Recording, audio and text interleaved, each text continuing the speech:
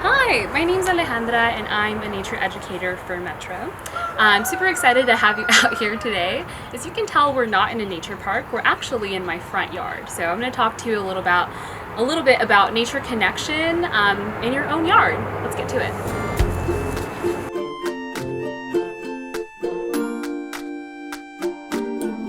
So one of the first things you see when you enter my backyard is this really lovely garden bed that is home to a couple of different plants that we're growing, but under the soil it's actually home to a lot of different kinds of insects. So I'm wondering if you want to join me to take a closer look. Come on.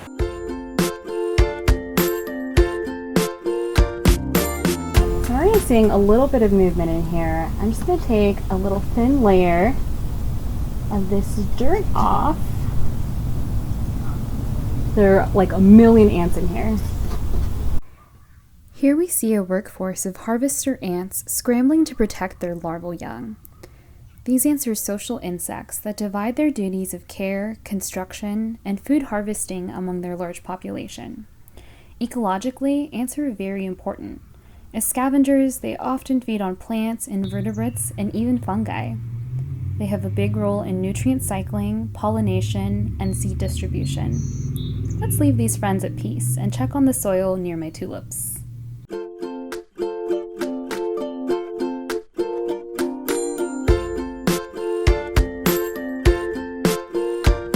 Those ants were pretty interesting. We've moved on to a different section of my kind of garden area, and I'm interested in looking at different kinds of soils. As we saw in the garden bed, there was a lot of sun reaching that area and kind of a crustier soil. And so we reached this kind of shadier area under an apple tree. And I'm wanting to see if I can spot any different kinds of insects. So let's check in here. So I move this over, seeing lots of roots. I'm going to check under this mossy patch. That's so cool. There are eggs. Yeah, so we're seeing, it looks like maybe some 12 eggs in this area, and they're pretty clear. Let's talk a little bit more about who they belong to. So when I moved this mossy patch, I actually spotted 2 little slugs in this space. Let's take a closer look at them. Here we have a very young banana slug. This is a native species that can grow to be pretty large, sometimes even reaching 9 inches in length. This friend is an herbivore that feeds directly on plant tissue and detritus as well. We can see that this slug is using its photosensitive eye stalks. This is helping this friend guide its way back into a cooler and probably safer area.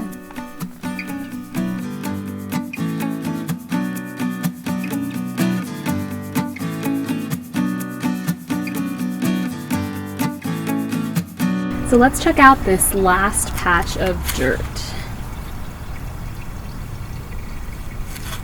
I'm hoping to find some wormy friends in here.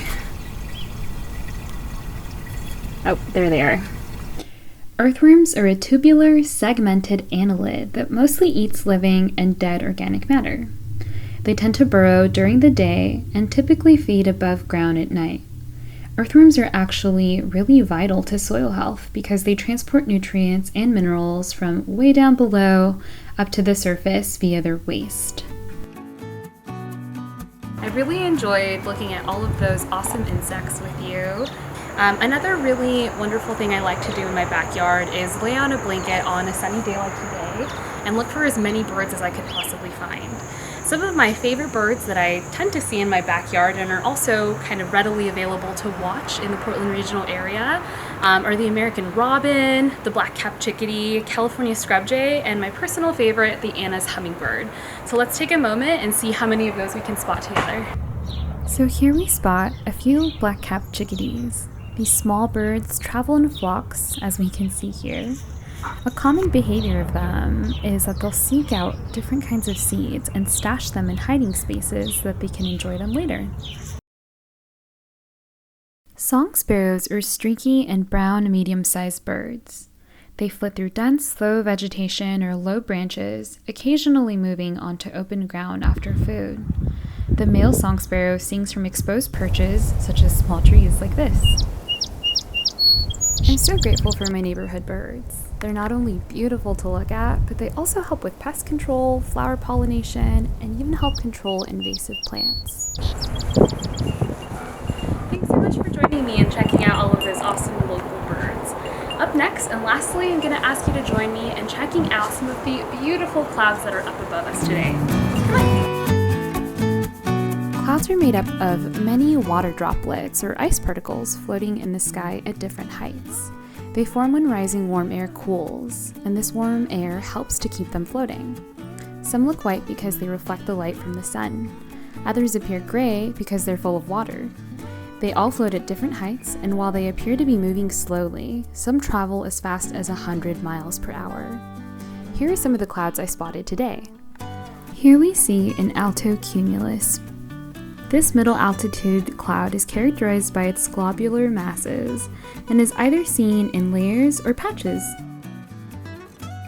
These last clouds are cumulus clouds. They have flat bases and are often described as puffy or cotton-like in appearance. These are my favorite clouds. I had an amazing time hanging out with you in my backyard. I want to thank you for taking the time to connect with nature just for a little bit today. I hope to see you next time. We'll see you next Wednesday for Nature Education Connection video. See you there.